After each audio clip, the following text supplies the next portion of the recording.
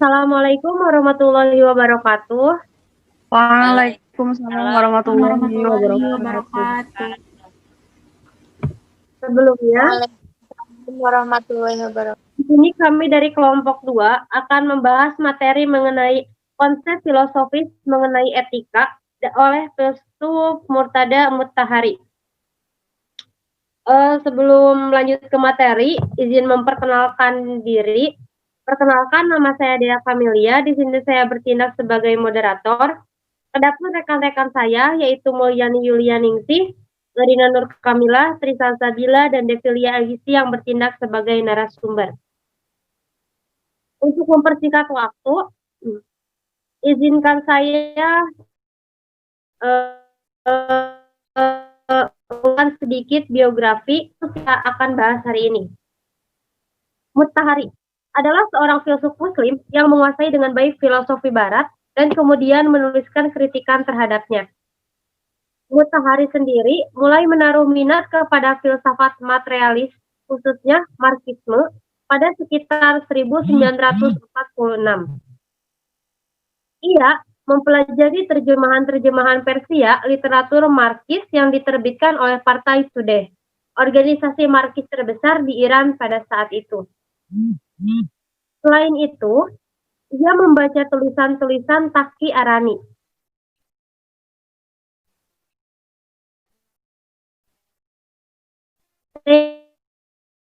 Teori Marx yang berasal dari Mesir. Mulanya, ia sangat sulit memahami teks-teks ini, sebab ia belum mengenal terminologi filsafat Islam. Dengan terus-menerus berupaya keras, termasuk dengan menyusun sinopsis buku Elementary Principle of Philosophy, karya Georg Pulitzer, akhirnya ia menguasai filsafat materialistis dan menuliskan kritiknya dengan sangat baik. Adapun, Mutahari ini lahir pada tanggal 2 Februari 1920 di Fariman, dekat Mashhad, pusat belajar dan ziarah kaum muslim Syiah yang besar di Iran Timur. Ayahnya, Muhammad Hussein Mutahari, adalah ulama cukup terkemuka. Belajar agama secara formal di Mashhad, yang kemudian menemukan kecintaan. Kecintaan ini berada pada dirinya sepanjang hidupnya dalam membentuk pandangan menyeluruh tentang agama.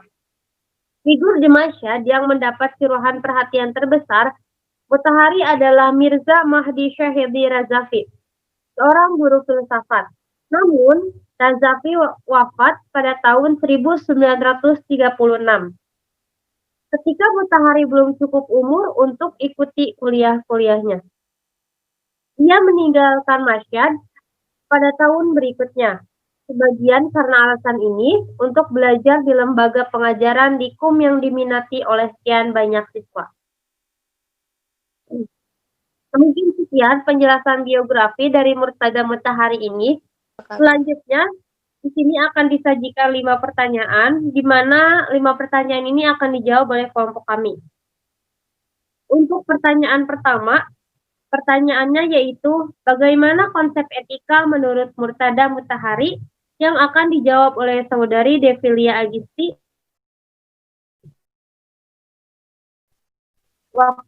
Moderator, di sini saya akan menyampaikan konsep etika menurut Murtada Mutahari. Murtada Mutahari mendefinisikan etika adalah ilmu mengenai cara hidup atau bagaimana semestinya hidup, atau manakah hidup yang baik bagi manusia dan bagaimanakah semestinya berbuat. Definisi ini benar dengan syarat dipahami dalam bentuk pemahaman universal dan mutlak, yakni dengan gambaran bahwa bagaimanakah semestinya kita hidup dan manakah hidup yang baik bagi manusia sebagai manusia itu. Definisi ini tidak benar bila dipahami dalam bentuk individual, artinya seseorang melakukan sesuatu hanya untuk diri sendiri atau bentuk kehendak ini tidak melibatkan orang lain. Menurut Murtada Mutahari, etika atau akhlak tidak hanya bagaimana semestinya hidup, akan tetapi justru berhubungan agar hidup kita memiliki kesucian dan kemuliaan. Terdapat perbedaan antara etika dan tingkah laku. Etika atau akhlak merupakan sekumpulan sifat manusia sebagai tingkah laku manusia yang merupakan penerapan acut ke dalam tataran kenyataan jelas berbeda-beda sesuai dengan situasi dan kondisi yang melingkupinya. Artinya, bahwa tingkah laku etis manusia yang dapat dilihat berbeda-beda menurut situasi dan kondisinya, namun ungkapan ini sangat berbeda dengan ungkapan bahwa jiwa manusia dapat berubah-ubah mengikuti perubahan masa dan tempat. Yang lebih tepat dikatakan adalah manusia memiliki potensi yang tinggi dan mulia untuk mempertahankan kesuciannya. Tetapi pola tingkah lakunya dapat berubah sesuai dengan perbedaan masa, situasi, kondisi yang berbeda-beda pula. Murtada Mutahari juga mengemukakan etika adalah acuan jiwa manusia, di mana jiwa manusia dibentuk menurut acuan tersebut, yang mana acuan itu merupakan perkara yang mutlak, umum, dan tetap. Selain itu, Murtada Mutahari menjelaskan tentang nilai perbuatan etis. Perbedaan antara perbuatan etis dan perbuatan alami adalah bahwa perbuatan etis itu layak untuk dipuji dan disanjung. Dengan ungkapan lain, manusia mengaku nilai agung suatu perbuatan etis.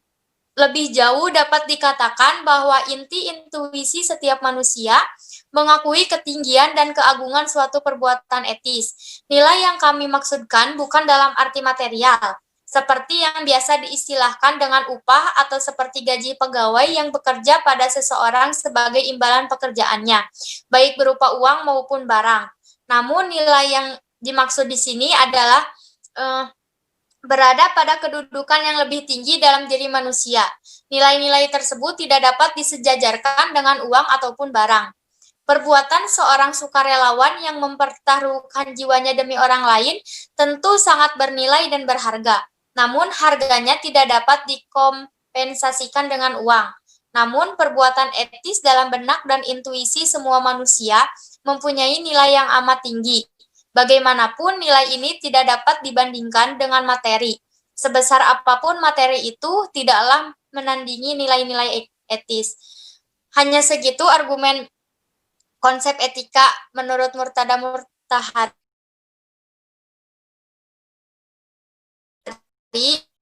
Saya serah. Baik, terima kasih.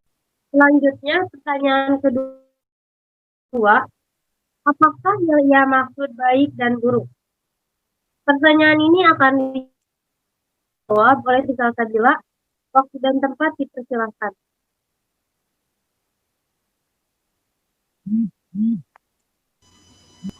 Baik, di sini saya akan menjawab pertanyaan yang kedua, apa yang dimaksud dengan baik dan buruk menurut Murtada. Yang pertama, kebaikan. Manusia merupakan makhluk yang paling sempurna karena keniscayaan akal pikiran yang dimilikinya dan dituntut untuk berbuat kebaikan dalam segala tindak tanduknya. Adanya wahyu juga sangat membantu manusia sebagai pedoman atau landasan manusia untuk bertindak, sehingga umat manusia dituntut untuk selalu berbuat kebaikan. Akan tetapi dalam perkembangannya muncul persoalan terkait dengan perbuatan manusia. Murtada dalam bukunya yang berjudul Filsafat Akhlak mengemukakan pendapatnya terkait dengan perkara perbuatan manusia.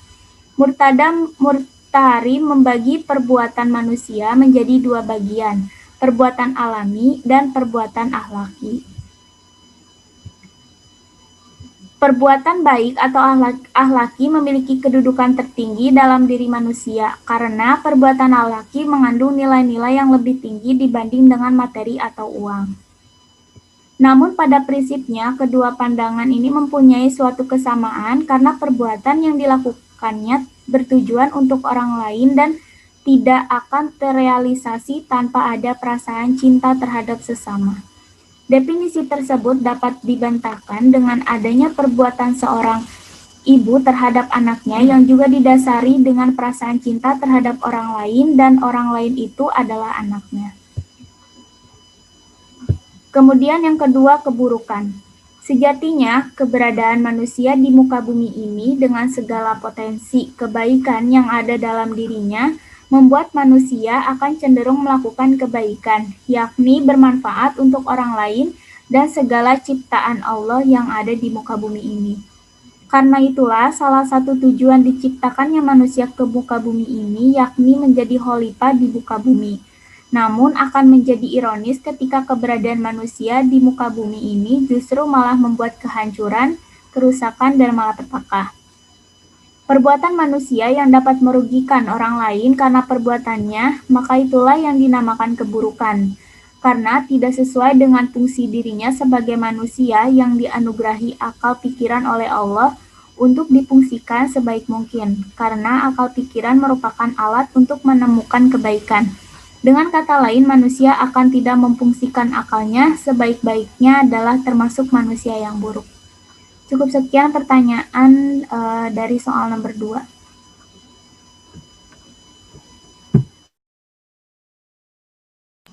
Selanjutnya pertanyaan ketiga, pertanyaannya yaitu, apakah kebaikan dan keburukan itu relatif? Jika tidak, kemukakan argumentasinya. Jika ya, kemukakan pula alasannya. Pernyataan ini akan dijawab oleh Saudari Mulyani Yulianingsih. Waktu dan tempat dipersilakan. Baik, di sini saya akan berargumen tentang kebaikan dan keburukan. Menyatakan bahwa kebaikan manusia itu terletak pada pola pikirnya. Lalu di sini beliau seorang yang bernama Ibnu Miskawi bahwa kebahagiaan hanya akan terjadi jika terlahir tingkah laku yang sempurna yang khas bagi alamnya sendiri, dan bahwa manusia akan bahagia jika timbul dari dirinya seluruh tingkah laku yang tepat berdasarkan pemikirannya. Oleh karena itu, kebahagiaan manusia bertingkat dengan jenis pemikirannya dan yang dipikirkannya. Sedangkan akhlak tercela yang diinformasikan Al-Quran memberikan gambaran bahwa perilaku itu merupakan kemenangan tabiat buruk manusia. Seperti telah dijelaskan pada keterangan yang telah lalu, pada dasarnya kecenderungan manusia kepada keburukan dipengaruhi oleh hawa dan syahwatnya. Oleh karena itu wajar bila Al-Quran menjelaskan bahwa menuruti hawa nafsu merupakan akhlak tercela. Dan menurut Murtada, perbuatan akhlak atau kebaikan adalah perbuatan yang dilakukan oleh seseorang untuk orang lain tanpa mengharapkan sesuatu selain hendak berbuat baik kepada orang tersebut. Perbuatan inilah yang termasuk perbuatan mulia dan hak untuk dipuji dan diapresiasi. Jadi kebaikan dan keburukan itu relatif bagaimana kita cara berpikir dan cara mengendalikan hawa nafsu. Mungkin argumen dari saya seperti itu. Saya kembalikan kepada moderator. Baik, terima kasih kepada Teh Mulyani yang sudah menjawab. Selanjutnya pertanyaan keempat. Pertanyaannya yaitu, apa dasar argumentasi para filsuf muslim mengenai moralitas dalam Islam? Pertanyaan ini akan dijawab oleh Saudari Erina Nur Kamila. Waktu dan tempat saya persilahkan. Baik, teman-teman, di sini saya akan menjawab pertanyaan nomor 4. yaitu moral merupakan elemen dasar bagi eksistensi manusia. Perbincangan moral sejak zaman Yunani kuno hingga zaman modern terus berlangsung dan menduduki posisi yang sangat krusial. Secara konseptual, moral merupakan nilai luhur yang harus menjadi pedoman bagi hidup manusia. Karena pada dasarnya, sebagaimana yang dikatakan oleh Thomas Hobbes, bahwa manusia merupakan serigala bagi manusia lainnya, atau homo homini lupus. Namun demikian, konsepsi moral sangat beragam. Perspektif barat atau modern, moral lebih condong pada paradigma antara posentris atau terpusat pada kemanusiaan atau kebudayaan, sehingga bercorak rasional ateistik. Sedangkan perspektif timur atau klasik atau modern, moral lebih condong pada paradigma teosentris atau terpusat pada Tuhan atau agama, dan corak moral yang diproduksi berbasis religius atau teistik. Salah satu konsep moral yang ditawarkan oleh Murtado Mutahari diharapkan bisa menghadirkan nuansa moral integratif atau interkonektif, sehingga secara prinsiptual moral bisa dikonstruksi secara teoritis dan secara praktis, serta moral bisa menjadi standar pedoman kehidupan manusia, menyoroti pentingnya konsep yang ideal untuk diterapkan dalam kehidupan manusia semakin penuh dengan kompleksivitas. Mungkin jawaban dari saya seperti itu. Dikembalikan kepada moderator. Terima kasih. Terima kasih kepada Teh Herin. Selanjutnya pertanyaan yang terakhir. Ini akan dijawab oleh semua. Pertanyaannya yaitu, bagaimana menurut saudara konsep etika tersebut jika diturunkan pada kehidupan, khususnya dunia pendidikan? Di mana pertanyaan ini akan dijawab oleh masing-masing dari anggota kelompok. Kita di sini berpendapat, semua berpendapat. Adapun pendapat pertama akan disampaikan oleh Saudari Bayarin barangkali.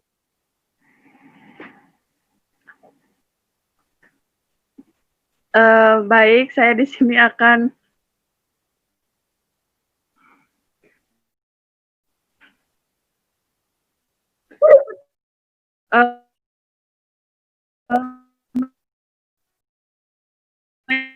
menjawab pertanyaan mengembangkan individu baik jasmani maupun rohani secara optimal agar mampu meningkatkan kehidupan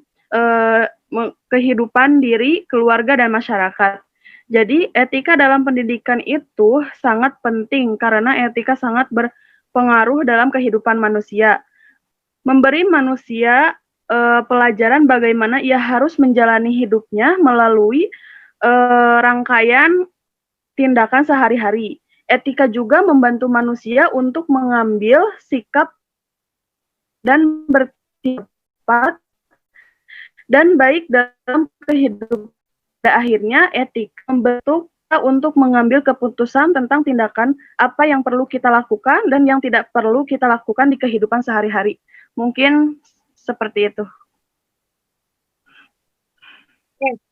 Untuk next pendapat, saya juga akan berpendapat mengenai konsep etika jika memang diterapkan dalam dunia pendidikan. Menurut pendapat saya sendiri, konsep etika ini sangatlah baik ketika misalkan kita terapkan dalam dunia pendidikan. Kenapa bisa seperti itu? Hal ini bertujuan agar manusia itu hidupnya itu tertib, damai, rukun, sejahtera, dan menikmati kehidupan bersama. Karena apalagi sebagai kita makhluk sosial ya, jika kita ingat-ingat bahwa dalam kenyataannya tidak seorang pun manusia yang dapat mencukupi semua kebutuhannya dari sejak lahir hingga mati. Sehingga kita diharuskan untuk berinteraksi dengan orang lain gitu.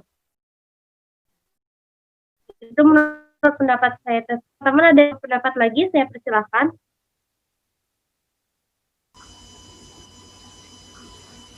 Mungkin filosofis mengenai etika dari Murtada Mutahari yang dapat kelompok kami sampaikan.